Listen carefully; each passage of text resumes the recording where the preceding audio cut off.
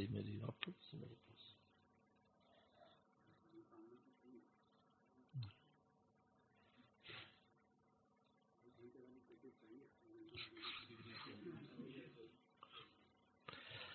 الحمد لله نحمده ونستعينه ونستغفره ونؤمن به ونتوكل عليه ونعوذ بالله من شرور أنفسنا ومن سيئات أعمالنا من يهده الله فلا مضل له ومن يضلل فلا هادي له ونشهد أن لا إله إلا الله وحده لا شريك له ونشهد أن سيدنا وسندنا وحبيبنا وشفيعنا ومولانا محمدا عبده ورسوله صلى الله تعالى عليه وعلى آله وأصحابه وبارك وسلم. أما بعد فأعوذ بالله من الشيطان الرجيم. بسم الله الرحمن الرحيم. لقد من الله على المؤمنين إذ بعث فيهم رسولا من أنفسهم يتلو عليهم آياته ويزكيهم ويعلمهم الكتاب والحكمة وإن كانوا من قبل لفي ضلال مبين. قال النبي صلى الله عليه وسلم إنما بعثت معلما. وقال النبي صلى الله عليه وسلم إنما بعثت لأتمم مكارم الأخلاق أو كما قال عليه الصلاة والسلام. صدق اللہ وصدق رسوله النبی الکریم. میرے محترم بزرگ اور دوستو، ہمارے حضرت والا شیخ العرب والا جماعت مولانا شاہ حکیم محمد اختر صاحب رحمۃ اللہ علیہ کے نہایت محبوب اور معتمد خلیفہ اثر بھائی دامت برکاتہم نے آج گلزار اختر رحمہ اللہ خانقاہ کے افتتاح کے موقع پر مجھے اور آپ کو دعوت دی ہے. اللہ تعالی نے قرآن مجید میں ایک اپنے بہت بڑے احسان کو ذکر فرمایا ہے، اور وہ احسان ہے نبی کریم صلی اللہ علیہ وسلم کا مبعوث فرمانا، کہ ہمارا بہت بڑا احسان ہے کہ ہم نے اپنا محبوب پیغمبر تم میں بھیجا ہے. من انفسکم، تمہیں میں سے ہے. مکہ والو تم ان کو جانتے ہو، پیدائش سے لے کر جوانی اور جوانی سے لے کر بڑھاپا، تمام ادوار تمہارے سامنے ہیں. اور ان کو 4 بہت عظیم الشان نعمتیں دے کر بھیجا اس امت کے لیے. خود ذات پیغمبر بہت بڑا احسان ہے،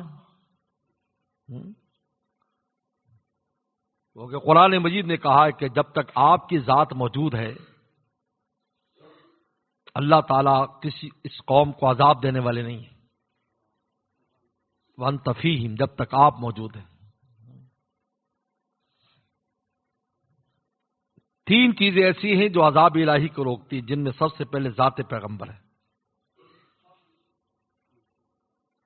اور دوسری چیز خود بندوں کا توبہ استغفار کرنا، وہ ہم یستغفرون، اور تیسری چیز آلوہا مصلحون، جب تک امت میں اصلاح اور درد دل رکھنے والے لوگ موجود رہیں گے اللہ تعالیٰ اس امت کو عذاب نہیں دیں گے. یہ نص قرآنی ہے. یہ 3 چیزیں اللہ کے عذاب کو روکتی، جن میں سب سے پہلے ذات پیغمبر ہے. اور بہت بڑا احسان کیا کہ ذات پیغمبر کو بھیجا، اور پیغمبر بھی جو سید الانبیاء ہے. میں نے ایک جگہ پڑھا کہ ایک صوفی صاحب تھے، بزرگ تھے، سیدھے سادے آدمی تھے. تو کہیں کسی بزرگ کے پاس گئے ملنے کے لیے، تو نے کہا کہ دو نعمتیں عجیب و غریب ہمارے پاس اللہ نے دی ہیں. ایک قرآن مجید کی نعمت جس کا ایک شوشہ بھی تبدیل نہیں ہو سکتا نہ ہے، پورا صحیح سالم اسی طرح خالص مال، اور ایک ذات پیغمبر جو مدینہ میں ہے. تو صلی اللہ علیہ کو اتنا جوش آیا صوفی کو کہ پیدل ہی مدینے کا سفر شروع کر دیا، اور پتہ نہیں کتنے 6 مہینے یا سال میں مدینہ شریف پہنچے کہ قرآن کی نعمت تو اللہ نے ہر گھر میں موجود ہے، مسجد میں موجود ہے، اور رسول اللہ کی نعمت مدینہ شریف میں وہاں جا کر سلام کریں. اس لیے آپ نے فرمایا قیامت تک کی امت کے لیے دروازہ کھول دیا. من زار قبری بعد وفاتی کانما زارنی فی حیاتی، کہ جس نے میرے بعد، میری دنیا سے جانے کے بعد میری قبر مبارک، میرے روضے کی زیارت کی، گویا کہ اس نے میری زندگی میں زیارت کر لی. امت کے لیے کتنا بڑا دروازہ کھول دیا، یہ معمولی بات ہے. کانما کاف بیچ میں ہے، بس کانما، گویا کہ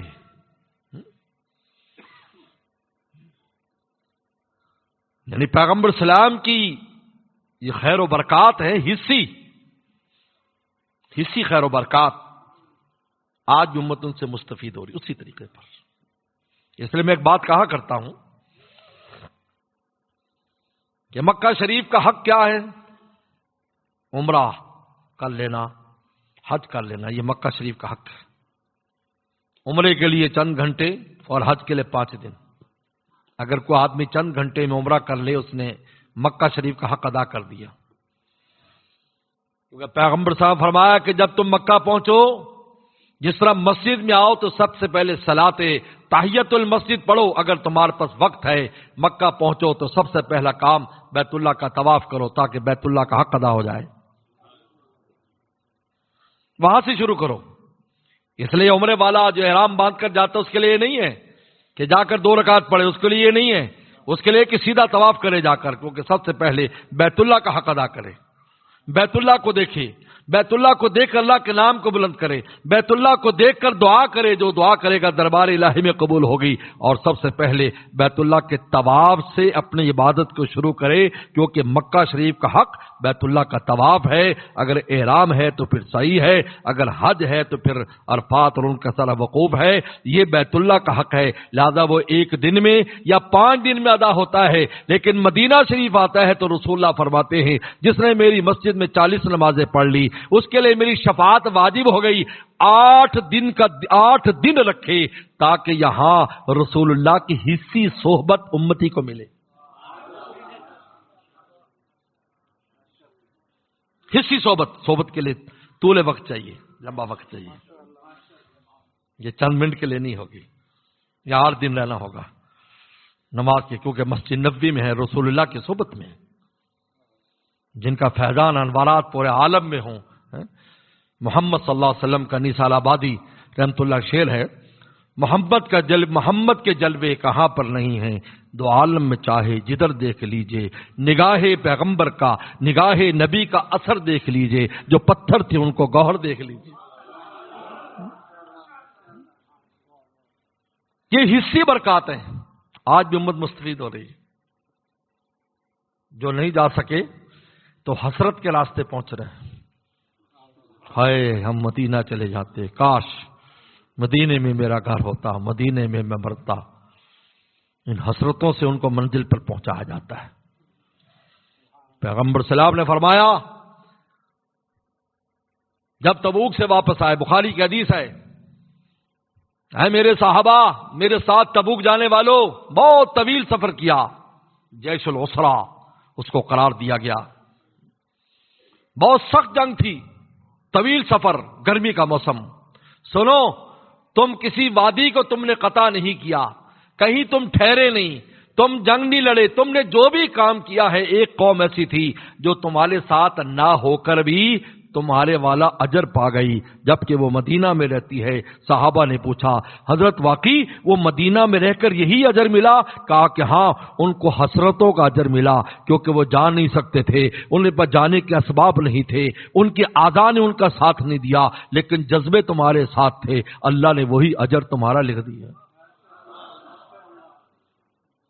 پیغمبر سلام کی حصی برکات سے پوری امت مستفید ہو رہی، کوئی حسرت کے راستے سے، کوئی حاضری کے راستے سے۔ کتنا بڑا احسان فرمایا، اپنے رسول کو بھیجا، 4 عظیم الشان نعمتیں دی۔ یتلو علیہم آیاتی، سب سے پہلی نعمت تلاوت آیات، ہمارا کلام پڑھ کے سناتا ہے کہ زبان مبارک سے تم کلام سنتے ہو۔ قرآن مجید کی تلاوت پیغمبر سلام کرتے ہیں اور ہم سنتے ہیں، اور اس طرح کرتے ہیں جیسے اللہ نے نازل کیا ہے، اس میں اپنی مرضی نہیں چلتی۔ ہر کلام پڑھنے میں انسان اپنی مرضی سے پڑھ سکتا ہے، اس لفظ کو جیسے چاہے بول سکتا ہے، اگر مفہوم مطلب سمجھ میں آ گیا۔ انگریزی پڑھ رہا ہے، انگریزی کی پروننسیشن جس کو کہتے ہیں صحیح نہیں ہے، لیکن بات سمجھ میں آ گئی تو استاد پاس کر دیتا ہے کہ یار بات تو سمجھ گیا ہے نا۔ لیکن قرآن مجید میں اگر پروننسیشن غلط ہو جائے تو قاری صاحب کبھی نمبر نہیں دیں گے آپ کو، کیونکہ اس کے پڑھنے کا بھی اپنا انداز ہے، کیونکہ اللہ کا کلام ہے، یہ مخلوق کلام تھوڑی۔ اس میں صرف مطلب اور معنی مقصود نہیں ہے، اس کے الفاظ بھی مقصود ہے۔ پہلے تو الفاظ مقصود ہے، معنی تو بعد میں ہے۔ تلاوت آیات کرتا ہے، پڑھ کے سناتا ہے کہ کس کلام کو کیسے پڑھنا ہے۔ وَيُزَكِّيهِمْ، یہ پہلا فریضہ۔ دوسرا فریضہ ان کے باطن کو پاک کرتا ہے، ان کے باطن کو پاک کرتا ہے۔ ہمارے پیغمبر جو دوسرا احسان امت پر کیا کہ باطن کو پاک کیا۔ ظاہری پاکی تو آسان ہے، ایک لوٹے سے پاک ہو جائیں گے۔ وضو کرنا ہو تو آپ آدھے لوٹے سے کر لیں، غسل کرنا ہو تو 1-2 لوٹوں کے ساتھ غسل ہو جائے گا آپ کا، لیکن باطنی باقی سب سے مشکل ہے۔ ہمارے حضرت شاہ ابرار صاحب رحمۃ اللہ علیہ کے ہاں کہ انگلینڈ سے لوگ آئے تھے، ہم نے حضرت والا سے سنا، اور بندہ بیمار ہو گیا تو اسپتال چلا گیا۔ انہیں پوچھ لیا ڈاکٹر نے کہ آپ کہاں سے ہیں؟ انہوں نے کہا میں انگلینڈ سے آیا ہوں۔ انہوں نے کہا یار انگلینڈ سے، اس گاؤں میں، اس بستی میں، چھوٹے سے شہر میں ہندوستان کے، کیا کرنے آئے؟ کہا کہ بیماری کے علاج کے لیے آیا۔ کہا بیماری کے علاج کے لیے؟ سالے تو انگلینڈ جاتے ہیں، ہندوستان پاکستان تھے، انگلینڈ میں علاج کرانے جاتے ہیں۔ پاکستان میں جس کو دیکھو انگلینڈ میں علاج ہو رہا ہے، یہاں تو ہو نہیں رہا ہے، تو آپ یہاں علاج کرانے آئے؟ کہا کہ ہاں، وہ جس مرض کا ہم علاج کرانے ہیں اس کے انگلینڈ میں علاج نہیں ہوتا۔ خیر ایسا کون سا مرض ہے علاج نہیں ہوتا؟ انہوں نے کہا آپ بتاؤ پھر، آپ کے یہاں کوئی مشین ہے جس کے الٹرا ساؤنڈ میں پتہ چلے مجھے اتنے % حسد ہے، اتنے % بغض ہے، اتنے % شہوت ہے، اتنی میرے اندر بخل ہے، اور اس کی کوئی ٹیبلٹ یا انجیکشن یا آپریشن ہے تو آپ مجھے بتاؤ۔ ڈاکٹر منہ دیکھنے لگا، بھائی یہ تو بھائی آپ جو بات کر رہے ہو، اول تو اس بیماری کا پہچاننا مشکل، پھر یہ بتانا مشکل کہ بیماری کتنی، اور پھر اس کا علاج۔ انہوں نے کہا ہاں، یہاں جس بزرگ کے پاس آیا ہوں وہ الٹرا ساؤنڈ بھی کرتے ہیں، بیماری بھی بتاتے ہیں، علاج بھی کرتے ہیں۔ یہ ہے یزکیہم، یہ ہے باطن کا تزکیہ۔ آسان کام نہیں ہے،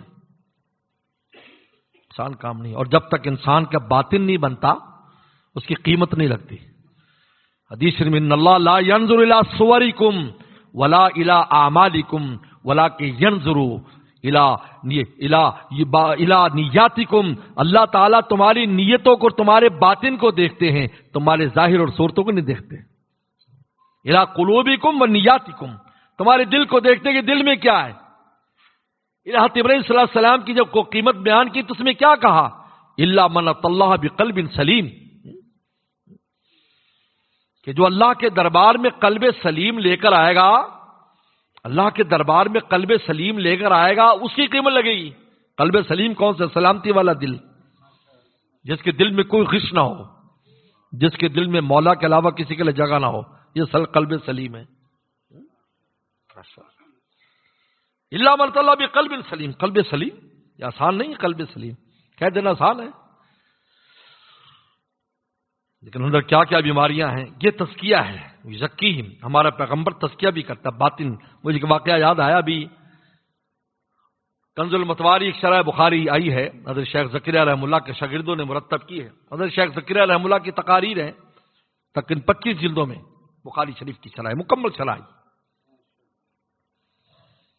اور بڑی عجیب و غریب بخاری شریف کی شرح ہے. حضرت مولانا عاشق الہی صاحب بلند شہری رحمۃ اللہ علیہ کے زیر نگرانی مرتب ہوئی ہے. میں ایک بار مجھے یاد ہے کہ میں انگلینڈ گیا تو وہاں پر مولانا عبدالحق صاحب اعظمی رحمۃ اللہ علیہ جو شیخ الحدیث تھے دارالعلوم دیوبند کے، وہ بھی آئے ہوئے تھے. حضرت کا بیان تھا کسی مسجد میں. دوستوں نے کہا جی آپ بھی کچھ بیان کر دیں. میں نے کہا بھی اتنے بڑے مشائخ آئے ہوئے ہم کیا بیان کریں. میں نے کہا چلو ہم ان سے پہلے کچھ حضرت کے ملفوظ سنا دیتے ہیں. تو ہم نے تھوڑے ملفوظ سنائے. حضرت کا جب نام لیا تو حضرت کی تشریف فرما تھے تو حضرت تو پھڑک گئے حضرت کا نام سن کر. جب بیان کے لیے آیا تو فوراً فرمایا بھائی مولانا نے تو بھائی پرانی یادیں تازہ کرا دیں. حضرت کے ساتھ تو ہماری بڑی پرانی دوستی، کیونکہ وہ بھی حضرت شاہ عبد الغنی پھول پوری رحم اللہ کے شاگرد اور اسی ادارے میں پڑھے تھے جہاں پر میرے شیخ نے بخاری شریف پڑھی تھی. نہیں وہ پڑھے ہوئے تھے. بعد میں اللہ نے ان کو دارالعلوم دیوبند کے شیخ الحدیث بنایا. پھر انہوں نے کہا بھی رات آپ نے میرے ساتھ رہنا ہے. تو بھی ہم بھی ساتھ رہے. تو مجھے پوچھنے لگے کہ آپ کیا کرتے ہو. میں نے کہا میں پڑھاتا ہوں مدرسے میں. تو نے کہا کیا پڑھاتے ہو. اب ہمارے حضرت والا رحمۃ اللہ علیہ نے ہمیں شرمانا نہیں سکھایا، یاد رکھو، شرمانا نہیں سکھایا. حضرت والا خود بھی فرماتے تھے درد دل سیکھنا ہے اگر دوستو ساتھ میرے رہو پھر سکھائیں گے ہم. اگر آج ہی کریں جی ہم تو کچھ نہیں دے سکتے تو پھر کون آئے گا. حضرت فرماتے تھے وہ زمانہ پہلے تھا اس جو انکساری والا. آج اگر پیر انکساری دکھائے گا مرید سارے بھاگ جائیں گے کیونکہ کوڑ مغز ہیں. کہیں گے یار صحیح کہہ رہا ہے پیر صاحب، تھوڑی غلط کر رہے ہیں، ان کے بعد تو کچھ ہے ہی نہیں.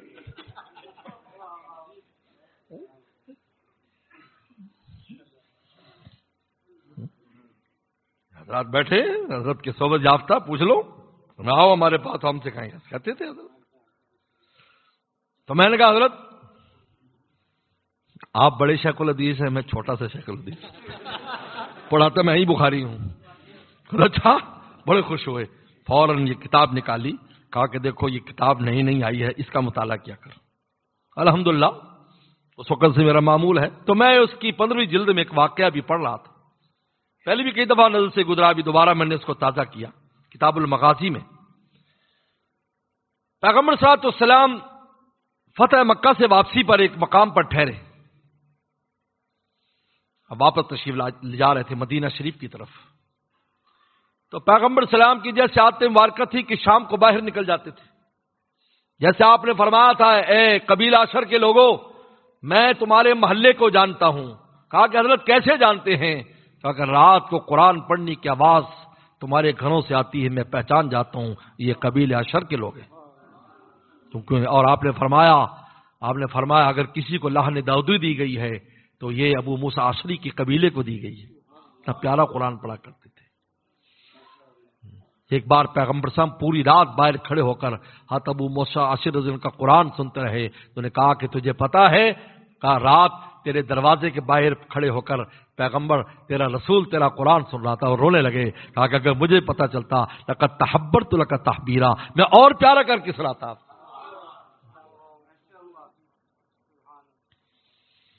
آپ کیا مبارکہ تھی. تو آپ ایسے عصر کے بعد باہر نکلے تو ایک نوجوان صحابی کو دیکھا کہ وہاں پر مشرکین کی کچھ خواتین کنویں کے پاس پانی کھینچ رہی تھی تو ادھر پھر رہے تھے. تو انہیں جب رسول صلی اللہ علیہ وسلم کو دیکھا تو وہ پہلے ان سے کوئی بات چیت کر رہے ہوں گے یا کچھ بھی، تو انہوں نے واپس آپ کی طرف آیا. آپ نے فرمایا کیا کر رہے تھے. انہوں نے کہا حضرت میری اونٹ کی رسی ٹوٹ گئی ہے تو میں رسی کی تلاش میں نکلا تھا، رسی کی تلاش میں. بات ختم ہو گئی. مدینے سے جاتے ہوئے راستے میں پھر ایک دفعہ وہ ملا ویسی. آپ نے پوچھا تیری اونٹ کی رسی کا کیا ہوا. ملی نہیں ملی. وہ خاموش ہو گئے کہ رونگٹے کھڑے ہو گئے. مدینہ شریف پہنچے. آپ کیا آتے مبارکہ تھی مسجد نبی میں جمع ہو جاتے تھے اور وہاں پر مسجد میں سفر سے آنے کے بعد مسجد میں 2 رکعت پڑھتے تھے، ملاقات کرتے تھے، پھر گھر تشریف لے جاتے، یہ عادت مبارکہ تھی۔ حج عمرے میں بھی یہ تمام انسان کو کرنا چاہیے کہ مسجد میں آئے، 2 رکعت پڑھے، وہاں ملاقات کر کے آنے والوں کو کوئی دعائے مغفرت کر کے پھر جائے۔ یہ نہیں ہے کہ سارا مال گھر میں سیدھا ہی لے جائے، تھوڑا سا باہر بھی تقسیم کریے، سنت نبوی ہے۔ ہر سفر سے نہ صحیح تو حج عمرے کے سفر میں یہ تمام کرنا چاہیے، دوستوں کو بلانا چاہیے، بھائی ہم فلاں وقت پہنچ رہے ہیں، کیونکہ حدیث شریف میں آتا ہے رسول اللہ نے فرمایا اے اللہ حاجی کی بھی مغفرت کر اور جس کے لیے وہ دعائیں مغفرت کرے اس کی بھی مغفرت کر۔ تو اس حاجی سے مراد صرف بڑا حاجی نہیں ہے، اس لیے عمرے کو چھوٹا حج قرار دیا ہے اور حج کو بڑا حج قرار دیا، عمرہ بھی حج ہے، وہاں سے وہ بھی آنے والا دعائیں مغفرت کرے تو کام ہو جائے گا، اس کی بھی معافی ہو جائے گی اور اگلوں کی معافی ہو جائے گی، اہتمام کرنا چاہیے، یہ سنت ہے۔ تو آپ کی عادت مبارکہ تھی، تو آپ بیٹھ گئے، تو پھر اس صحابی جب وہ سلام کرنے آیا تو آپ نے پوچھا تیری اونٹ کی رسی کا کیا ہوا؟ چلا گیا، پیغمبر سلام کو ملنا چھوڑ دیا ڈر کی وجہ سے کہ اونٹ کی رسی کا پوچھ۔ اصل میں ان خواتین سے بات کر رہے تھے، وہ جو مشرکین عورتیں تھیں، آپ علیہ السلام نے دیکھ لیا اس کا۔ یہ دیکھو یہ باطن کا تزکیہ ہو رہا ہے۔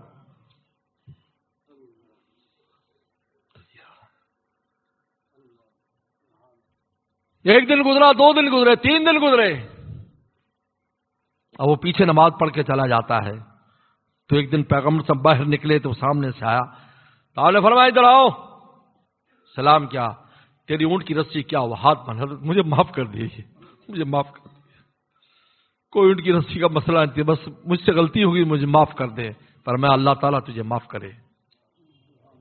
زندگی بھر کے لیے پھر کبھی ایسا وسوسہ نہیں آیا۔ یہ ہے وہ یزکی ہی، ہمارا پیغمبر تمہارے باطن کو پاک کرتا ہے، جب تک اندر پاک نہیں ہوتا قیمت نہیں ہے میرے دوست، یاد رکھو، قیمت باطن سے لگتی ہے، اندر سے قیمت شروع ہوتی ہے کہ اندر کیا ہے۔ آپ گاڑی لیتے ہو، آپ نے کبھی رنگ و روغن دیکھا؟ آپ اس کا بونٹ اٹھاتے ہو، انجن دیکھتے ہو، انجن کیسا ہے، اندر بیٹھ کر اندر کی چیزیں دیکھتے ہو، کیوں دیکھتے ہو؟ اوپر سے تو بہت خوبصورت ہے، یعنی مولانا صاحب انجن میں بھی پاور کھلا ہوا تو نہیں ہے، یہ ایکسیڈنٹل تو نہیں ہے، کیسی کیسی باتیں کرتے ہو؟ تو یہاں پر ظاہری رنگ و روغن کو دیکھ لیا جائے اور باطن انسان کا درست نہ ہو، کوئی قیمت نہیں اللہ تعالیٰ کے ہاں قیمت ہی باطن سے لگتی ہے۔ حدیث شریف میں آتا ہے، آپ نے فرمایا کہ ایک منافق کو لایا جائے گا جو پہاڑ جتنا بڑا ہوگا، اور اس کو جب نام اعمال میں رکھا جائے گا تو چھٹاک وزن بھی نہیں نکلے گا، اور فرمایا یہ عبداللہ بن مسعود ہے، اس کا ایک پاؤں رکھا جائے گا تو احد پہاڑ سے زیادہ وزنی ہو جائے گا۔ اشارہ فرمایا، اس کو اتنا وزن ہو جائے گا۔ یہ کس کا وزن ہے؟ بولو، یہ باطن کا وزن ہے، ظاہری وزن تو نہیں ہے، باطن کا وزن ہے۔ جو سونا تھوڑا بھی ہو تو اس کا وزن کتنا ہوتا ہے؟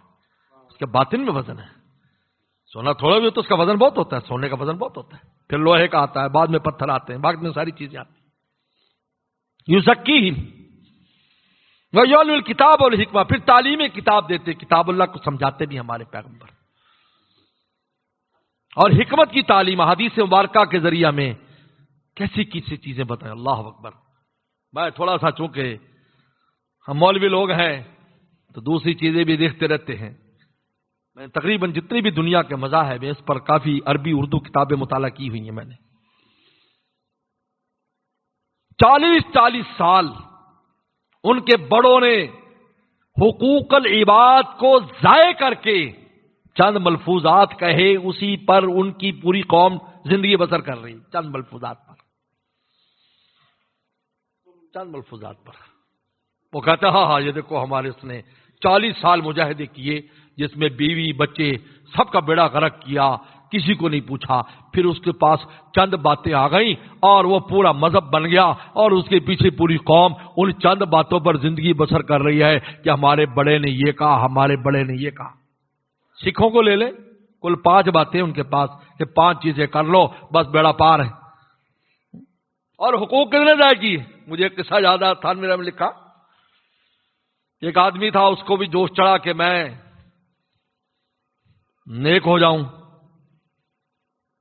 تو کسی گرو کے قابو آ گیا. تو گرو نے کہا کہ بھائی تو بیوی بچوں میں رہتا ہے, تو یہ تو دنیا داری ہے, تو چاہتا دنیا داری سے دور ہونا, تو یہ چھوڑ اس کو, بیوی بچوں کو, چل میرے ساتھ. تو گرو چیلا اب پھرتے, اپنے مانگ کے گزارا کرتے, اور اپنے جو بھی ان کے پاس اعمال تھے جھوٹے سچے وہ اعمال کرتے. جنگل میں جا کر روٹی بھوک لگتی تو بازار میں آ کر مانگ لیتے. کئی سال گزر گئے تو ایک دن وہ آدمی جو تھا نا, وہ چیلا, وہ اپنے گھر ہی آ گیا. تو اس نے دروازہ کھٹکھٹایا, کہا کہ بھائی رام کے نام پر, جو بھی ان کے الفاظ ان کے نام پر. تو اس کی بیوی نے کہا یہ تو میرے شوہر کی آواز ہے. تو اس نے اندر سے جھانکا تو وہی تھا. انہوں نے کہا اچھا میں تجھے آٹا دیتی ہوں. اس کو رحم آیا کہ دیکھو یہ رام کی محبت میں اس کا یہ حال ہوا ہے, چلو میں آٹا دیتا ہوں. انہوں نے کہا ٹھہر بات سن, آٹا گوندنا بھی ہے, اور پرات نکالی اپنے جھولے میں سے کہ پرات ہے گوندنے کے لیے. اچھا دیکھا روٹی بھی پکانی ہے, اس کے لیے توا ہے. اچھا دیکھنا چکلنے بیلنے بھی ہے, یہ پھونکنی بھی آگ جلانے کی. پھونکنی جانتے ہو, پہلے زمانے میں پھونک مارتے تھے. یہ پھونکنی بھی ہے, چمٹا بھی ہے, اور یہ برتن بھی ہے پانی کے لیے. ساری چیز دے دی. تو اس عورت کو غصہ آیا, انہوں نے دروازہ کھول کر ایک لات خبیث, میرا نام دنیا تھا, ساری دنیا تو پیٹھ پہ لادی پھرتا ہے, تو میں ہی دنیا. حکمت پیغمبر سلام کو دیکھ, اللہ اکبر. ہزاروں 50,000 پیغمبر سلام کے الفاظات جو ہے نا, ملفوظات, اور آپ کی جو حدیث جو فرمان ہے ان کی تعداد ابن حجر اسقلانی نے 50,000 لکھی ہے. زندگی کو گوشہ نہیں بارے میں فرمایا نہیں. تو میں حیران ہوتا ہوں کہ ہمارے پاس کیسے کیسے خزانے ہیں, کیسے خزانے. عجیب بات ہے, کیسے خزانے ہمارے پاس. یہ تعلیم حکمت ہے. تو پیغمبر صلی اللہ علیہ وسلم نے سب سے پہلے مسجدوں کا قیام کیا ہے, مسجدیں بنائی. آپ حیران ہوں گے کہ 4 دن میں رسول اللہ صلی اللہ علیہ وسلم نے 3 مسجدیں بنائی ہیں. 4 دن میں. پیر والے دن آپ آئیں قباء میں, قباء کی مسجد بنی. اسلام میں سب سے پہلی جو مسجد بنائی گئی وہ قباء کی مسجد ہے.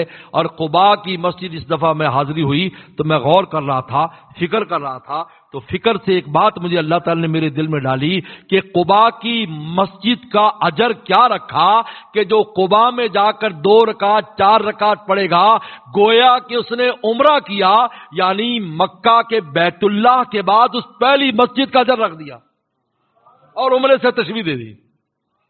عمر تشبیہ دے دی. آپ جتنی بار بھی جائیں قباء میں اور جا کر 2 رکعت پڑھیں نفل نماز, آپ کو عمرے کا ثواب ملے گا. تو کہ پہلی مسجد حرام کے بعد دنیا کی پہلی مسجد یہاں پر, اگرچہ دوسری مسجد بیت المقدس ہے, لیکن یہ پہلی مسجد پیغمبر سلام نے جو اسلام میں بنی وہ قباء, اور اس کو کتنا مقام دیا کہ مکہ شریف کے ساتھ اس کو جوڑ دیا کہ وہاں جا کر تم عمرہ کرتے ہو یا حج کرتے ہو, یہاں بھی گویا کہ اس نے عمرہ کیا, اتنا اجر اس کے نام عمل میں لکھ دیا جائے گا. 4 دن رہے.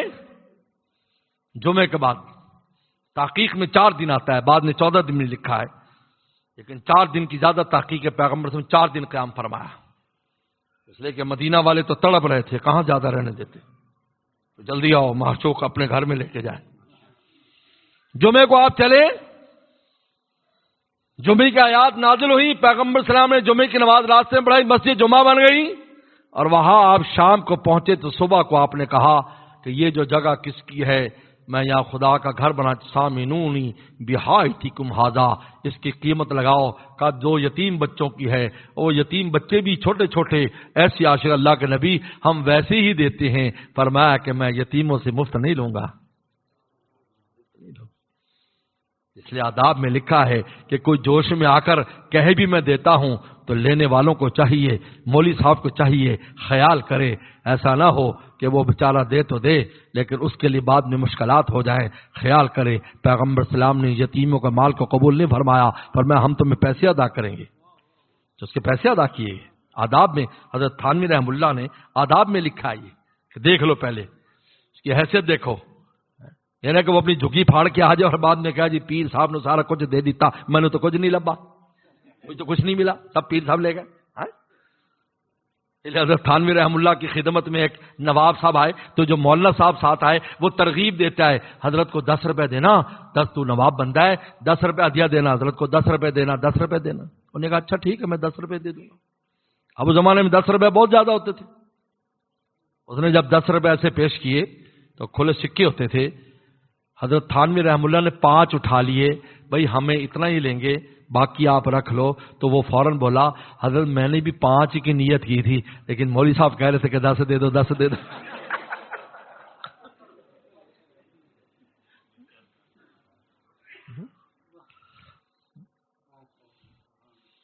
فرمایا سامنونی بحایتکم ھذا، اور پھر یہ وہی جگہ تھی جن کو نگاہ پیغمبر نے دیکھا۔ فرمایا ماں بین بیتی و ممبری روضۃ من ریاض الجنہ، میرے ممبر گھر کے درمیان جو جگہ ہے، فرمایا کہ یہ جنت کے باغوں میں سے باغ ہے۔ اور خود آپ کے گھر کا کیا حال ہے؟ ہم حضرت بنوری رحم اللہ نے معرف السنن میں لکھا ہے کہ پیغمبر سلام کے جسم اطہر جس مٹی کے ساتھ لگا ہوا ہے اللہ کے عرش سے بھی زیادہ افضل ہے۔ ذات پیغمبر کا کیا پوچھے، مٹی کی اتنی قیمت ہے جو آپ کی ذات اقدس کے ساتھ، آپ کے اعضاء مبارک کے ساتھ لگی ہوئی ہے۔ تو میرے دوستو 4 دن میں 3 مسجدیں بن گئی، پھر صفا کا مدرسہ بنایا، تعلیم کتاب بھی شروع ہو گئی، نماز بھی شروع ہو گئی، اور تزکیہ بھی اسی مسجد میں شروع ہو گیا۔ اسی مسجد میں تزکیہ شروع ہو گیا، صحابہ کے باطن کو پاک کیا جا رہا ہے۔ صحابی آتے ہیں، صحابہ بہت سادہ تھے، اللہ اکبر، اس لیے تو صحابہ اس مقام پر پہنچ گئے۔ آج ہم پیر صاحب کے پاس آتے ہیں، ہمیں بہت سے ہمارے مریدین لکھتے ہیں، جب میں تہجد نماز پڑھتا ہوں اتنی تلاوت، اتنا ہمیشہ فضائل ہی بیان کرتے رہتے ہیں۔ میں کہ یار تو کامل مکمل ہے، اتنے تو میری بھی کمال نہیں ہے، تو بہت اونچے مقام پر ہے بھائی، کوئی اور پیر صاحب پکڑ لے بھائی، یہ فلائٹ تمہارے لائق نہیں ہے، تم تو کنکوڑ طیارے پر بیٹھنے کے قابل ہو، تو آپ بوئنگ طیارہ اس پر قابل نہیں ہوتے، ایئر بس کے، تم تو سواری کسی اور جگہ کی۔ صحابہ ایسے نہیں تھے، فضائل بیان نہیں کرتے تھے، اپنی کمی بیان کرتے تھے، اور تکلف نہیں تھا، اقل تکلفاً، اس لیے تو اصلاح ہو گئی۔ آج ہم بات چھپاتے ہیں کہ ہم بتائیں گے تو پیر صاحب پہلے چائے پلاتے ہیں، چائے بند کر دیں گے، وہ پیر ہی کون سا ہے بھائی؟ لکھا ہے کہ مرید کیسے بھی حالات بیان کرے اور پیر کے ماتھے پر شکن آ جائے، بزرگ کے ماتھے شکن آ جائے، تو اس کا یہ حوصلہ نہیں ہے کہ وہ لوگوں کی اصلاح کرے۔ چاہیے بیمار بتاؤ ڈاکٹر کو کیسی کہ تم بیماری بتاتے ہو، کبھی تنگ ہوا ہے؟ بڑی خوش اسلوبی سے وہ کرتا، ہاں جی ٹھیک ہے یہ ہے وہ ہے، تب کر کے جو ہے اس کی علاج کرتا ہے، یہ نہیں ہے کہ اس پر غصے ہوتا ہے۔ کبھی تمہیں فوڈ پوائزن ہوا، کبھی ڈاکٹر نے ڈانٹا، کیوں زیادہ کھایا تھا، کیوں زیادہ روٹی کھائی تھی، کیوں پیزا کھایا تھا تم نے، وہ فوڈ پوائزن ہو گیا میرے پاس چلا ہے، کبھی کہا؟ تو پھر یہ بھی روحانی ڈاکٹر ہیں، ان کا حوصلہ اس لیے کہتے ہیں کہ مشائخ کے جو قلوب ہیں، سینہ یہ قبرستان ہوتا ہے، ان میں جو بات جاتی ہے ہمیشہ کے دفن ہو جاتی ہے۔ پھر وہ ایسا ظاہر کرتے ہیں کہ مرید سمجھتا ہے کہ میری بات بھول گئے، حالانکہ بھولتے نہیں ہیں، جس طرح تم بچے کی نہیں بھولتے کہ بچپن میں کیا کرتا تھا اور بڑا ہو کے کیا کرنے لگ گیا، تمہیں پہلا دن بھی بچے کا یاد ہے، اور وہ بھی یاد ہے کہ تمہارے اوپر موت کیا تھا، پیشاب کیا تھا، سارا کچھ تمہیں یاد ہوگا، لیکن تم باور نہیں کراتے، بچہ سمجھتا ہے میرے ابا کو یاد ہی نہیں۔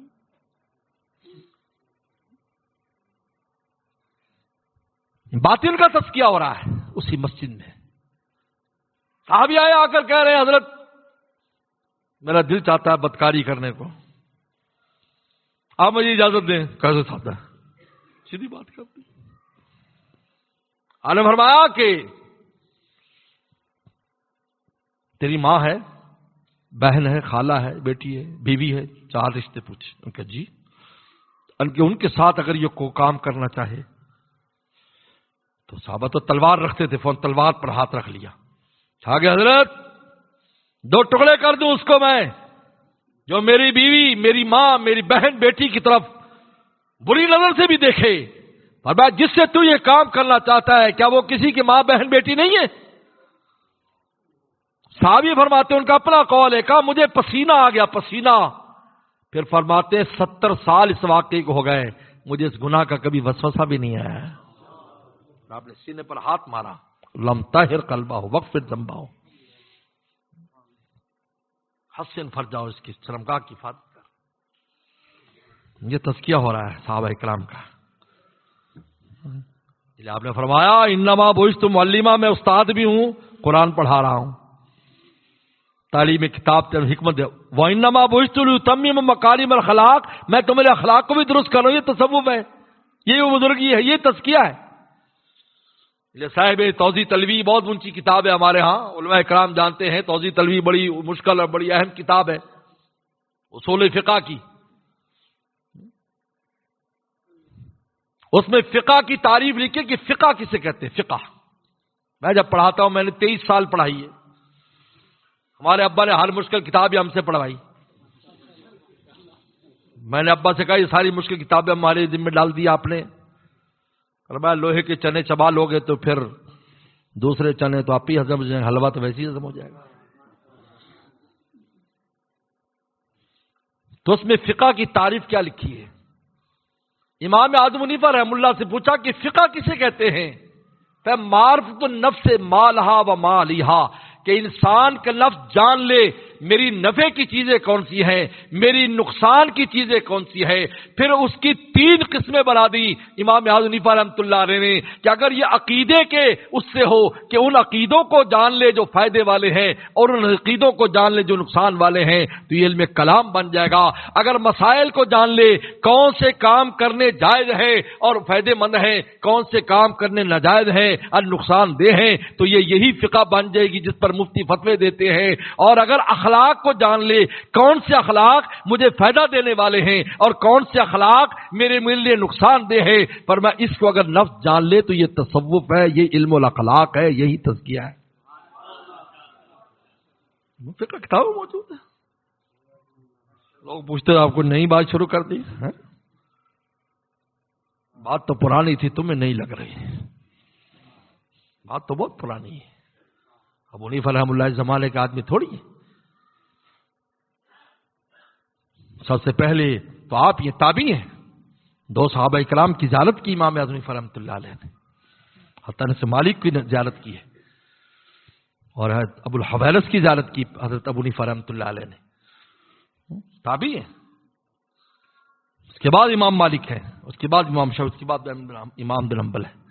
یہ ترتیب ہے ان کی.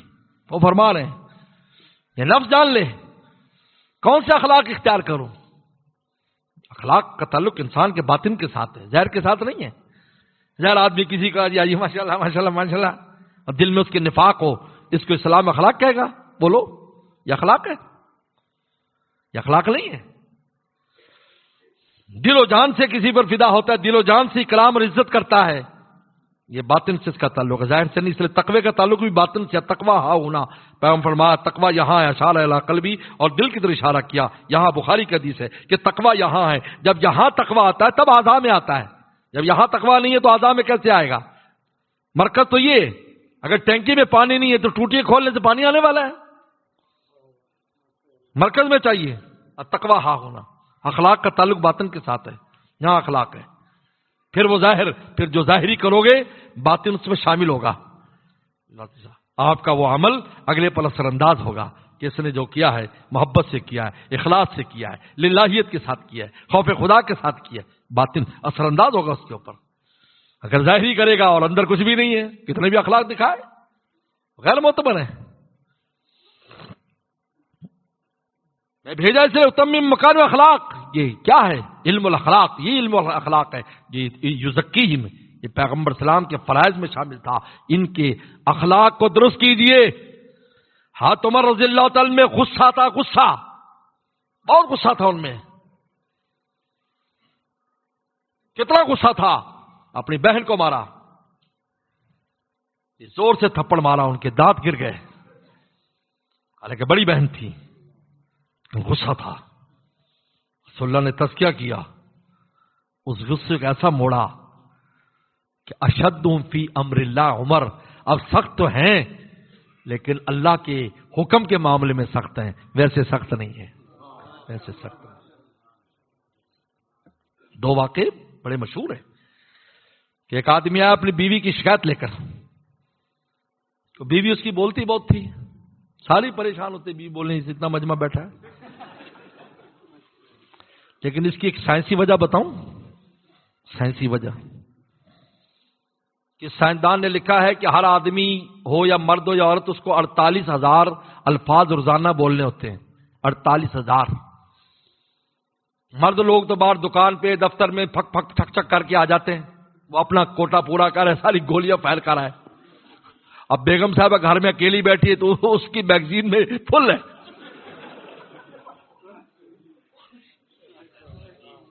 اب اس کو تو نکالنے ہیں، یہ طبی اس کی طبیعت ہے، اس کے تبن ہے، نکالنے اس کو. تو جب وہ نکالے گی، یہ بولتی بہت ہے، تم کم بولتے ہو تم، لیکن تم باہر بولا، اب یہاں بولا نہیں جا رہا، کیا بولتی بند ہوئی پڑی ہے، کیونکہ باہر جو بولا ہے نا تو اب ختم ہو گیا، کچھ نہیں، اب وہ بولے گی. تھان میں کسی نے کہا یہ میری بھی بولتی بہت ہے، فرمایا سمجھو چڑیا جو چیں چیں چیں چیں چیں چیں کرتی رہتی ہے تمہارے گھر میں، جو ہے وہ طوطا تو ٹیں ٹی ٹی کبھی محسوس ہوا نہیں؟ کہا کہ یار تو عادت یہ ٹی ٹی کرتا رہتا ہے، آپ کو کیا پریشانی ہے؟ تو میں اسی طرح تم بھی پریشان نہ ہو، کہ یہ چڑیا ہے جو بولتی. پھر بھی بلبل نہ بولے تو پھر بھی مصیبت ہے نا. تو گھر میں بیوی نہ چہکے تو گلشن چہکتا نہیں. تو خیر وہ شکایت لے کر آیا. جب شکایت لے کر آیا تو حضرت عمر گھر میں تشریف فرما تھے. حضرت عمر رضی اللہ تعالیٰ عنہ کو فوراً ادراک ہو جاتا تھا، اللہ نے ان کو یہ باطنی وصف دیا تھا. آپ نے فرمایا کہ ہر نبی کی امت میں ایک محدث ہوتا ہے، اگر میری امت محدث ہے تو عمر ہے. یتکلم الحق والا لسانی، حق ان کی زبان پر بولتا ہے. آپ نے 20 مشورے دیے جو قرآن بن کر نازل ہوئے، 20 مشورے، 20 آیات آپ کے مشورے پر نازل ہو گئی، اللہ نے ویسے نازل کر دی. یعنی ان کے دل میں پہلے سے بات آ گئی، کیونکہ آئینے کی طرح ہوتا ہے یہ، ایسے ان کا دل آئینے کی طرح ہوتا ہے. یہ سنو، کشف کی حقیقت یہ ہے، اس طرح اگر آئینہ ہے تو میں دیکھ لوں گا پنکھا کیسا لگا ہوا ہے، لائٹ کیسے لگی ہے، چھت پر رنگ و روغن کیسا ہے، مجھے اوپر دیکھنے کی ضرورت نہیں ہے، میں آئینے سے دیکھ رہا ہوں. جب دل اس طرح آئینے کی طرح اوپر ہو جاتا ہے، اوپر کی بہت سی باتوں کا عکس آ جاتا ہے، وہ اللہ والا اس کو ذکر کر دیتا ہے، کام ایسے ہو جاتا ہے. اس کا نام کشف ہے، یہ کشف ہے. اور اگر دل میں بات اتر آتی ہے تو الہام ہے. لیکن بزرگوں کا کشف الہام ان کی ذات تک ہوتا ہے، دوسروں کے لیے نہیں ہے. اگر اس کو کشف ہوا کہ یہ کام ہے تو خود کرے، الہام ہوا تو یہ کام کرے، دوسروں کے لازم نہیں. لیکن پیغمبر پر جو وحی آتی ہے وہ امت کے لیے بھی لازم ہوتی ہے. یہ فرق ہے، بس ایک فرق ہو جاتا ہے، بہت بڑا ایک فرق ہے یہ. خیر، تو آپ فوراً باہر نکلے تو دیکھا وہ آدمی جا رہا ہے، کیونکہ حضرت عمر کی بیوی بھی گھر میں لڑ رہی تھی، یہ نہیں ہوا، وہ نہیں کیا، یہ نہیں کیا. اور حضرت عمر چپ چاپ سن رہے، امیر المومنین بھی تھے. حیران ہوا، یار عمر کا اتنا دبدبا، روم اور فارس گھبراتا ہے اور بیوی ماشاءاللہ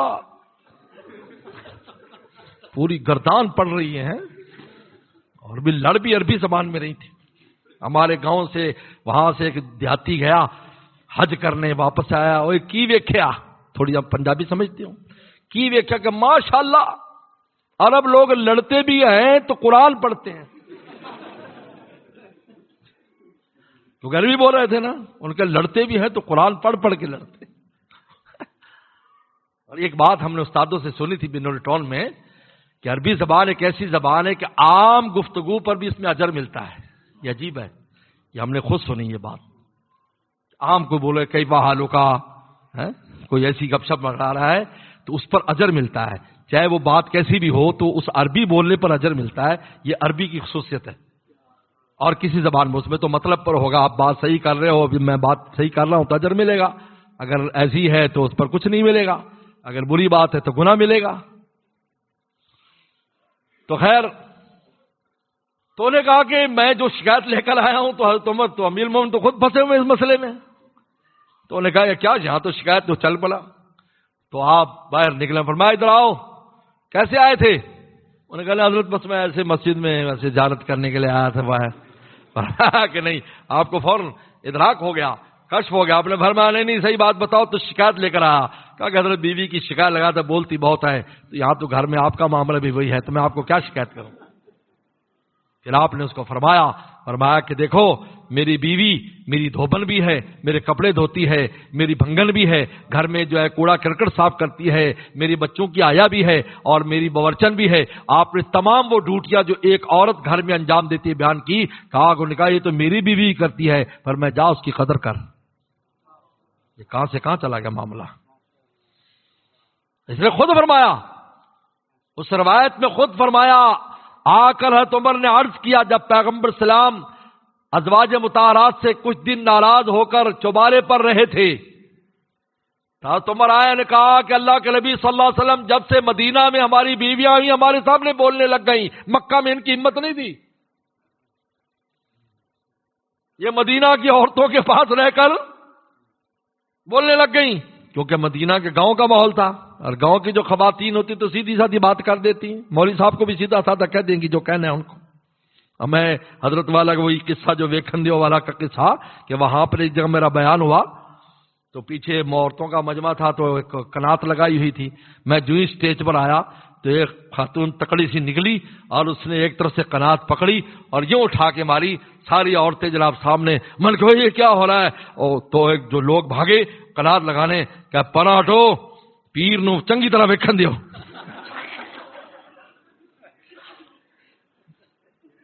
تو حضرت والا کو بہت مزہ آیا اور حضرت نے یہ لفظ یاد کیا کہ پیر نو چنگی طرح ویکھن دیو، یہ یاد کیا، پھر یہاں کر بیان کیا، فرمایا کہ بھئی نہ تمہارا ویکھن چلے گا نہ ہمارا ویکھن چلے گا، یہ اللہ کا حکم ہے، لہذا یہ کام نہ کرو، نظر کی حفاظت کرو، اس پر حضرت نے بیان فرمایا۔ تو بھائی گاؤں دیہات والوں کا تو کپڑا وہ ہوتا ہے، اس لیے حضرت ام سلیم رضی اللہ تعالیٰ عنہ جو حضرت انس مالک کی والدہ تھیں، حضرت ام سلمہ اور حضرت عائشہ دعا دیتی تھی کہ ام سلیم بڑے نازک مسئلے بلا تکلف پوچھ لیتی تھی، اگر نہ پوچھتے امت کے سامنے حل نہیں آنا تھا، سب پوچھ لیتی تھی، سلم ایسا مسئلہ ہے بتا دیتے تھے۔ اور ایک دوسرا وہ واقعہ، اب یہ دیکھیے ایک عمر کے اندر وہ غصہ ہے، ہر خیر شر میں ان کو غصہ آتا ہے، اور ایک یہ ہو گیا کہ بیوی بول رہی چپ کر کے بیٹھے ہیں، اور دوسرا وہ واقعہ جو آتا ہے یہ تزکیہ ہے، دوسرا وہ واقعہ کہ حضرت عمر دوپہر کو باہر چکر لگاتے تھے کہ بچے جو ہے وہ کھجوروں کو خراب کرتے تھے پتھر مار کر، تو آپ نے دیکھا ایک کھجور باہر جھکی ہے، اس کے اوپر بچے پتھر مار رہے ہیں، حضرت عمر رضی اللہ عنہ کو دیکھا تو سارے بچے دوڑ گئے، تو ایک چھوٹا بچہ 6-7 سال کا، اس کی جھولی میں کھجوریں تھیں لیکن وہ بھاگا نہیں، وہیں کھڑا رہا، جب آپ قریب آئے تو اس نے زور سے کہا السلام علیکم یا امیر المومنین، زور سے کہا السلام علیکم یا امیر المومنین۔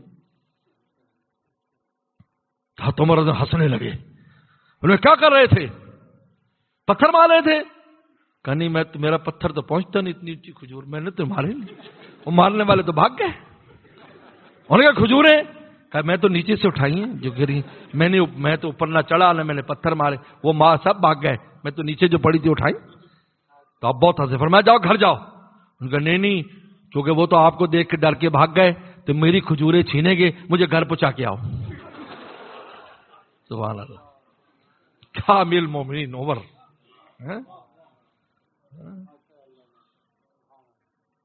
جن کو سفیر قبرستان میں لیٹے ہوئے دیکھ کر کب کب آ رہے تھے روم کے سفیر کہ یہ بادشاہ یہ عمر ہے، جس سے ہمارا بادشاہ اپنے تخت پر بیٹھ کر ڈرتا ہے، اور یہ 2 اینٹیں نیچے رکھ کر جنت البقیع میں سو رہا ہے، اور وہ بچہ کہتا ہے مجھے گھر پہنچاؤ، گھر پہنچایا۔ فتوح شام میں لکھا ہے، نہیں یار ریاض النظرہ میں لکھا ہے، اس واقعے کے بعد آپ رونے لگے جب بچہ گھر چلا گیا، اللہ تیرا شکر ہے ایک مسلمان بچے کی خدمت تو نے عمر سے لے لی، یہ تزکیہ یزکیہم، باطن کا تزکیہ کر دیا، یزکیہم یہ باطن ہے، یہ تزکیہ ہے، اسی کے لیے خانقاہ بنتی ہے، کہتے خانقاہ کہاں سے آگے، پہلے مسجد نبی میں صالح اعمال تھے، پھر زمانہ گزرتا گیا کام تقسیم ہوتا گیا، مسجد نماز کے لیے ہو گئی، مدرسے بنائے گئے تعلیم کتاب کے لیے، مکتب بنائے گئے تعلیم کتاب کے لیے، تلاوت آیات کے لیے مکتب بنے، مکاتب قرآنیہ، مدارس بنے تعلیم الکتاب اور حکمت کے لیے، جامعات بن گئے، مدرسے بن گئے، اور باطن کی اصلاح کے لیے خانقاہیں بن گئی۔ کوئی نئی چیز نہیں ہے، یہ وہی شعبے ہیں جو پیغمبر سلام جن کی اصل دے کر چلے گئے کہ شیخ بیٹھا ہو باطن کی اصلاح کرے، آنے والے کی باطن کی اصلاح کرے، خانقاہ بن گئی۔ یہ خانقاہ تو لفظ اگرچہ فارسی سے اصل میں لفظ زاویہ ہے، علامہ ابن بطوطہ رحمۃ اللہ علیہ نے اپنے سفر نامے میں 7ویں صدی ہجری کا آدمی، 7ویں، اس نے علامہ ابن تیمیہ کی زیارت کی ہے، 7ویں صدی ہجری کا آپ نے ابن بطوطہ کا سفر نامہ، میں نے پورا سفر نامہ پڑھا ہے۔ ہر شہر میں وہ جہاں بھی گیا اجنبی ہوتا تھا، جا کر پوچھتا تھا یہاں کسی بزرگ کا زاویہ اور خانقاہ ہے؟ تو ہر شہر میں کوئی بزرگ کی خانقاہ تھی جہاں لوگ باطن کا تزکیہ کراتے تھے۔ بادشاہ تک آتے تھے اپنے باطن کے تزکیے کے لیے، بادشاہ تک آتے تھے، بادشاہ، اس لیے تو بادشاہتیں کامیاب تھی۔ آپ یہ دیکھیے محمود غزنوی کتنا بڑا بادشاہ ہے، ہندوستان پر سب سے پہلے حملہ کرنے والا شخص یہی ہے، ہندوستان پر کابل کے راستے آنے والا سب سے پہلا شخص یہ، کنڈال کے راستے سے ادھر آیا، سومناتھ کا مندر گرایا، مشرکوں کو اور شرک کو ختم کیا، سب سے پہلے ابو الحسن خرقانی رحمت اللہ خدمت میں پہنچائے، ان کے پاس گیا، ان کے پاس گیا۔ حضرت باہر نہیں آئے، اندر گیا، ملا، دعا کے لیے کہا میں سومناتھ پر حملے کے لیے جا رہا ہوں، آپ میرے لیے دعا کر دیجئے، کو نصیحت کی، یہ کرنا وہ کرنا، اپنی قمیض دی کہ میری قمیض لے جاؤ، کبھی مشکل ہو یہ بھی تمہیں کام دے دے گی، کیونکہ جس لباس میں عاشق مولا کو راضی کرتا ہے اس لباس کی بھی قیمت ہوا کرتی ہے، وہ ایسے تھوڑی ہے۔ اللہ والوں کے جوتوں کے ساتھ جو ذرے لگتے ہیں ان کی قیمت ہوتی ہے، وہ شاہی تاجوں سے اعلیٰ ہوتے ہیں، کیونکہ اس میں مولا کو راضی کیا ہوتا ہے، وہ عام تھوڑی ہوتا ہے، یہی تبرک ہے، یہی برکت ہے، یہی برکت ہے۔ جب باہر نکلا تو اپنے حضرت ساتھ آئے، رخصت کر گھوڑے تک رخصت کرنے آئے، جب جہاں بیٹھا انہوں نے کہا حضرت میں جب آیا تھا تو آپ نے تو مجھے پوچھا بھی نہیں، اور اب ماشاءاللہ آپ یہاں روانہ کرنے آئے ہیں کہ جب تو آیا تھا بادشاہ تھا، اب جو جا رہا ہے تو درویش ہے۔ اللہ والے تھے، ایک لمحے میں کچھ نہ کچھ دے دیا اس کو، کیونکہ طلب لے کے آیا تھا نا۔ اگر صادق آپ اقرار محبت میں، طلب خود کر لیے جائیں گے دربار محبت، طلب ہو مل جائے گا، فکر نہیں کرو، تم جہاں بھی ہو مل جائے گا، قریب ہو دور ہو مل جائے گا، اگر طلب نہیں تو پاس بیٹھے نہیں ملے گا۔ ہر کجا پستی آباں جا رود، جہاں نچان ہوگا پانی وہیں جائے گا، ہر کجا درد دوا آ جا رود، جہاں درد ہوگا دوا وہاں جائے گی۔ درد سر میں ہے، دوا پیٹ میں جا رہی ہے تو سر میں کیسے پہنچی؟ اس کو نیچے جانا چاہیے، کیونکہ سکھا چلیا سر نے۔ جب طالب کے دل میں درد ہوتا ہے تو پھر پورے فیضان کو کھینچ لیتا ہے۔ اب ایسے کرنی کے دل میں درد تھا رسول اللہ کے فیضان کو، کہاں یمن ہے، کہاں رسول اللہ ہے مدینہ میں، وہاں سے کھینچا۔ اللہ نے فرمایا مجھے رحمان کی خوشبو قرن کی جانب سے آتی ہے، الایمان یمان، فرمایا ایمان یمن میں ہے۔ فرمایا یہ اشارہ اویس قرنی، بخاری کی حدیث کی شرح میں لکھا ہے کہ یہ اشارہ اویس قرنی کی طرف بھی تھا اور انصار صحابہ کی طرف بھی تھا، کیونکہ سارے یمن سے آئے تھے۔ درد ہوتا ہے تو طلب سے آیا تھا کہ جا تو درویش ہے نا، ہم درویشوں کا اکرام کرتے ہیں، بادشاہوں کا نہیں کرتے۔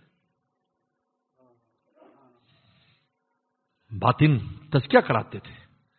ابن بطوطہ لکھا کوئی شہر ایسا نہیں ملا تو میں پہلے وہیں جاتا تھا، وہاں مجھے بستر بھی ملتا تھا، روٹی بھی ملتی تھی۔ یہ لنگر کا رواج بہت پرانا ہے، بہت پرانا ہے۔ اور ویسے لکھا ہے اہل کراچی کے لیے، کیونکہ اہل کراچی بہت بعد میں لنگر شروع ہے، میں کراچی میں بڑا وقت گزارا ہے، 8 سال میں بنوری ٹاؤن میں رہا ہوں۔ مدرسے کی 4 دیواری میں روٹی ملتی تھی، باہر نہیں کوئی روٹی ہمیں کھلاتا تھا۔ یہ تو ہمارے حضرت والا نے یہاں لنگر چلا دیے، لوگوں میں رواج بن گیا کہ آج ماشاءاللہ لنگر چلتے ہیں، ورنہ ہم نے سارے زمانے دیکھے ہیں لوگوں کو ٹائم نہیں ہوتا کہ وہ لنگر کھلائیں، نہ ٹائم ہوتا، نہ پیسے ہوتے ہیں، نہ دل ہوتا ہے۔ لیکن حضرت والا رحمۃ اللہ علیہ نے ایک انقلاب برپا کر دی، انقلاب، لنگر چلایا۔ یہ حدیث میں آتا ہے اطعموا الطعام، کھانا کھلاؤ۔ اور حضرت شیخ عبد القادر جیلانی رحم لکھا ہے کہ نفلی اعمال میں قرب الہی کے لیے سب سے اونچا عمل اطعام الطعام ہے، حد کے ملفوظات میں لکھا ہے۔ اس لیے ہر بزرگ نے لنگر چلایا ہے، اور یہ نہیں دیکھا کہ کھانے والا کون ہے، شیخ الاسلام حضرت مولانا حسین مدنی رحمۃ اللہ علیہ کے بارے میں لکھا ہے کہ ایک آدمی مقدمہ لڑنے کے لیے دیوبند میں آیا کرتا تھا، اس کا کوئی مقدمہ تھا اور آ کر حضرت کی خانقاہ میں ٹھہر جاتا، حضرت کا بھی خانقاہ تھی، تو وہاں روٹی کے ٹائم آ جاتا، منہ سے رکھی ہوئی تھی، حقہ بھی پیتا تھا، کوئی حقے کا بھی انتظام کیا ہوا تھا، حقے والے بھی ہوتے ہیں، حقہ گڑگڑاتے تھے، یہ پرانے زمانے میں حقہ بھی چلتا تھا، آج کل تو اس کا نیا نام آ گیا، نئے وہ آ گیا، لمحہ فرمائے، خیر وہ حقہ پیتا اور میں روٹی کھاتا اور آتا اپنا مقدمہ لینے کے لیے، تو حضرت مدنی رحمۃ اللہ علیہ بھی تشریف لاتے، مہمان بڑے بڑے علماء اکابر بزرگ پورے ہندوستان سے آتے اور دسترخوان لگتا تھا، وہ بھی بیٹھ جاتا روٹی کھاتا۔ ایک دفعہ خادموں نے دیکھا یار یہ آ جاتا اور ایک تو مجھے بڑی بڑی رکھی ہوئی اور پھر حقہ بھی گڑگڑاتا ہے اور عبادت میں تو نماز بھی نہیں پڑھتا ہے اور آ کر بس سویا رہتا ہے، صبح کو عدالت چلا جاتا ہے، شام کو پھر آ جاتا ہے، 2-4 دن یہی کام کرتا ہے پھر چلا جاتا ہے۔ تو خادم نے اس کو روک دیا دسترخوان پر بیٹھنے سے۔ مدنی ہم تشریف لائے، بیٹھے اور دیکھا ایسے پر میں ہمارے وہ دوست نہیں ہے بھائی، وہ مونچھوں والے کی طرح۔ وہ خادم گھبرا گیا، وہ دوسرے کمرے میں اس کو بٹھا دیا تھا کہ ادھر بیٹھ، بچ کی روٹی تو مل جائے گی، نہیں تب چمپتو اٹھ جا۔ ان کا سب ادھر ہے، لے کے آؤ۔ ہاں سمجھ گئے کیوں روکا تھا تم نے؟ بہت سخت ڈانٹا، بہت سخت ڈانٹا۔ تم کون ہوتے ہو؟ مہمان کے کلام کے ہم مسئول ہیں، نماز کا وہ مولا کے سامنے مسئول ہے۔ ہمیں اللہ پوچھیں گے ایک مہمان کا کلام کیوں نہیں کیا، کیوں اس کو روٹی کیوں بستر نہیں دیا؟ اللہ میں یہ پوچھیں گے اس نے نماز کیوں نہیں پڑھائی تم نے؟ وہ بالغ ہے، اس کا کام ہے، ہمارا کام ہے اپنے حقوق ادا کرنا۔ اس لیے لکھا امام ترمذی نے، آج جو خرابی ہے امام ترمذی نے پیغمبر اسلام کی عجیب حدیث نقل کی ہے، تو آج خرابیوں کی جڑ ہے، ہر آدمی کہتا ہے میرا حق، لیکن جو اس کے ذمہ حق ہے وہ ادا نہیں کرتا، سارے جلوس نکالتے پھرتے ہیں، ڈاکٹر بھی جلوس نکال رہے ہیں، انجینئر بھی جلوس نکال رہے ہیں، سیاستدان بھی، ہمیں حق دو ہمارا، جو ان کے ذمہ حق ہے کوئی ادا نہیں کرتا۔ حدیث میں آتا ہے کہ مومن دوسروں کا حق ادا کرتا اور اپنا حق مولا سے مانگتا ہے، مولا سے، وہ اللہ اس کے لیے سبیل پیدا کرتے ہیں کہ اس کا حق کیسے ادا ہوگا، اپنا ادا کرتا ہے، میرے ذمہ کیا ڈیوٹی میں نے دینی ہے، اب میرا حق وہ میرا مولا اللہ، اس کے لیے میں تجھ سے مانگتا ہوں میرا حق دلا۔ آج بالکل ترتیب الٹ ہو گئی، اس لیے تو سارا خرابی ہے، ہر آدمی کہتا ہے میرا حق دو، اور جو اس کے ذمہ حق ہے وہ ادا نہیں کرتا۔ تو انہوں نے لکھا ابن بطوطہ نے کہ ہر جگہ لنگر بھی تھا، شیخ بھی تھا، لوگ اصلاح کرا رہے ہیں باطن۔ الحمدللہ ہمارے حضرت والا رحمۃ اللہ علیہ نے اس خانقاہ کے نظام کو تجدیدی انداز میں اٹھایا ہے، حقیقت بات ہے، ورنہ لفظ خانقاہ یہاں معروف نہیں تھا، ہندوستان میں بہت معروف تھا، پاکستان میں معروف نہیں تھا، ہندوستان میں سب جانتے ہیں، بڑی بڑی خانقاہیں تھیں۔ مجھے تو حیرت ہوتی ہے ان علماء اکرام پر جو اپنے اکابر کی تاریخ بھی پڑھتے پھر پوچھتے ہیں یہ خانقاہ کیا چیز ہے، یہ تم نے کیا اکابر کی تاریخ پڑھی ہے کہ تمہیں پتہ ہی نہیں ہے؟ تم نہیں جانتے حاجی امداد اللہ مہاجر مکی رحمۃ اللہ خانقاہ تھی، جس خانقاہ سے کتنے بڑے بڑے مجاہد اور کتنے بڑے بڑے اکابر علماء اور اولیاء کرام پیدا ہوئے؟ پھر تو تم سے زیادہ وہ سمجھدار ہیں جو سکول کے اندر شاملی کے میدان کی کیفیات پڑھتے ہیں، وہ بھی اس لفظ کو جانتے کہ شاملی کے میدان میں کون تھا اور وہ لوگ کہاں سے تعلق رکھتے تھے۔ جاؤ اٹھاؤ مطالعہ پاکستان، اس کے اندر دیکھو، میں نے بھی 10 جماعتیں پڑھی سکول کے اندر، ہم نے وہاں پہلے پڑھ لیا تھا، یہاں بعد میں آ کر پڑھا، وہاں پہلے پڑھ لیا تھا۔ ان سے پوچھا وہ جانتے ہیں، ہم لوگ نہیں جانتے جو ہم وارث ہیں، اور ہم سوال کرتے خانقاہ کیا چیز ہے، یہ کب سے بن گئی، یہ یوں ہو گیا، یوں ہو گیا۔ لیکن ہمارے حضرت والا رحمۃ اللہ علیہ نے پوری ہمت اور جرت کے ساتھ اس کام کو کیا اور لفظ خانقاہ لکھا۔ میں جانتا ہوں کن حالات سے حضرت گزرے ہیں، جن کو معرفت نہیں تھی وہ کہنے لگے یہ کیا چیز ہے۔ اب تو ماشاءاللہ اللہ کا شکر ہے، یہ حضرت کی کرامت ہے، پورے عالم میں خانقاہ معروف بھی ہے اور کھل رہی ہیں۔ آدمی کو پتا ہے کہ ہم نے جا کر کیا کرنا ہے، یہاں پر ہم نے باطن کے تزکیے لے کے جانا ہے۔ اہل دل کے دل سے نکلے آہ آہ، اہل دل کے دل سے نکلے آہ آہ، بس وہی اختر ہے اصلی خانقاہ۔ باطن کے تزکیے، شیخ کے پاس جاتا ہے اپنے بات تزکیے کے لیے، تعلیم کے لیے نہیں جاتا، لیکن میرے مرشد نے فرمایا کبھی بھی اللہ والوں کے پاس علم کے اصول کے نہ جاؤ کہ ہمیں علمی باتیں ملے گی، وہ کتاب مطالعہ کر لو، عالم کے بعد بیٹھ جاؤ، بلکہ کیفیات ثانیہ لینے کے لیے کہ ہمارا باطن ایسے پاک ہو جائے کہ ہمیں ایسا ہو جائے جیسے ہم مولا کو دیکھ رہے ہیں یا مولا ہمیں دیکھ رہا ہے۔ ان کیفیات کے حصول کے لیے اللہ والوں کے پاس جاؤ، علم کی بڑھوتری کے لیے نہ جاؤ۔ وہ تو کہیں بھی آپ خود مطالعہ کر لیں تو بہت سی علمی باتیں سمجھ میں آ جائیں گی، کسی عالم کے بعد بیٹھ جاؤ گے بہت سی علمی باتیں، باطنی کیفیت کے لے جاؤ، وہاں جا کر میرے شیخ نے فرمایا کہ جب انسان کسی اللہ پر آنا جانا شروع کرتا ہے تو سب سے پہلے قدم پر کیا ملتا ہے؟ اس کو اپنے عیب نظر آنا شروع ہو جاتے ہیں کہ یار میرے اندر کمی کیا ہے، اور جب تک انسان کو بیماری کی ادراک نہ ہو علاج کی طرف متوجہ نہیں ہوتا۔ پتہ چلا او اچھا میں تو میرے اندر یہ ہے، اچھا میرے اندر یہ ہے، جب یہ ہے اب علاج بھی کرتا ہے، ورنہ اپنے آپ کو کامل مکمل، جس کو سمجھو کامل مکمل ہے، کسی کا انٹرویو کر لو، کہا جی میرے اندر کیا کمی ہے، آپ نے کیا دیکھی کمی، حالت کیا کمی، بھائی یہی دعوی کمال ہی دلیل کمی ہے، دعوی کمال ہی دلیل کمی ہے۔ آپ جو کہتے ہیں جی اس لیے لکھا ہے نا علماء نے کہ جی شلوار نیچے جی وہ جی کبر کے اگر سے کرے تو تب ہے، تو ہمارے حضرت شاہ ابوالحق صاحب نے تو لکھا جو یہ کہے کہ میرے اندر کوئی کبر نہیں، اگر میں شلوار لٹکائے پھرتا ہوں، لنگی لٹکائے پھرتا ہوں اور میرے ٹخنے چھپے ہوئے، میرے اندر کوئی کبر ہے؟ فرمایا کہ یہ دعویٰ ہی دلیل کبر ہے، کبر نہ ہونے کا دعویٰ ہی دلیل کبر ہے۔ نہ انسان تو خامیوں کا پتلا ہے، کبھی بھی کمال کا دعویٰ نہیں کر سکتا، یا کسی مقام پر پہنچ جائے، کیونکہ جہاں آگے جا رہا ہے تو وہ اس سے اونچے مقامات ہیں، ہمیشہ اس کو کمی۔ امام مولانا رومی فرماتے ہیں، ہم نے حضرت والا سنا، مولانا رومی بیان کرتے تھے اور اس بیان میں جب اونچی کیفیات پر چلے جاتے تھے ان بیان میں، تو پھر ان کو پچھلا مقام نیچے نظر آتا تو استغفار کر اللہ ہمیں معاف کر دے، اب تک ہم اتنے دور تھے آپ سے، اتنے دور تھے۔ یہ ایسی جیسے جہاز اڑتا ہے تو جی 2000 اوپر 4000 ماشاء اللہ وہ واہ اتنے اونچے آ گئے، لیکن جب وہ 34,000 فٹ کے اوپر جاتا ہے تب پتہ چلتا ہے کہ بیچ کے مقامات تو بیچ ہی کے تھے، اصل تو اتنا اونچا مقام ہے۔ اسی طرح اللہ والا جتنا اونچا چلتا جائے گا اس کو اپنی کمی کا احساس بڑھتا جائے گا، کیونکہ آگے کے مقامات تو اوپر نظر آتے ہیں، اگر جب وہ پیچھے والے نیچے مقام سے بہت اونچا ہے۔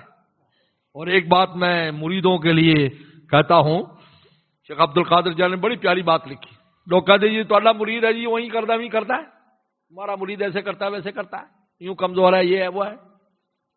شیخ عبد القادر جیلانی نے تو کسی مرید کی شکایت کی لوگوں نے، فلاں مرید ایسے، فرمایا دیکھو بھی دنیا میں ہر چیز میں جید اور ردی ہوتا ہے، دنیا کوئی چیز میں جید ردی نہیں، کوئی دنیا کی چیز ایسی نہیں میں اعلیٰ ادنا نہ ہو، ہے کوئی دنیا میں ایسی چیز؟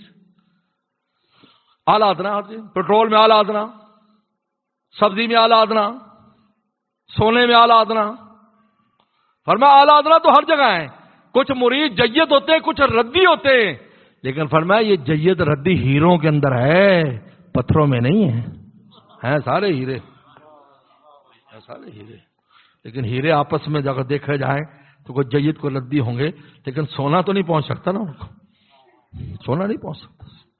فرمایا یہ ہیروں میں ہے جید ردی، اللہ والوں سے جڑے ہوئے ہیں، سے نسبت رکھتے ہیں، ان کی محبت رکھتے ہیں، اور یہ محبت حضرت تھانوی رحمہ اللہ نے فرمایا اخلاص سے جو کسی اللہ والے کے ساتھ جڑ گیا، فرمایا اگر کاملین میں سے ہو کے نہیں مرے گا تو تائبین میں سے ہو کر مرے گا، اور تائبین کے بارے میں فرمایا انہ یحب التوابین، یہ بھی ہمارے پیارے ہیں، اور ہم پیارا بن کے ہی مرے گا، چاہے وہ کاملین میں سے ہو کر مرے یا تائبین میں سے ہو کر مرے۔ وآخر دعوانا ان الحمدللہ۔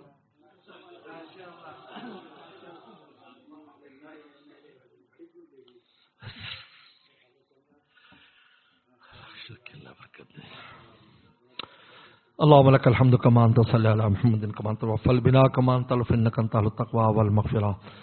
ربنا ظلمنا أنفسنا وإن لم تغفر لنا وترحمنا لنكونن من الخاسرين. اللهم إنا نسألك الهدى والتقى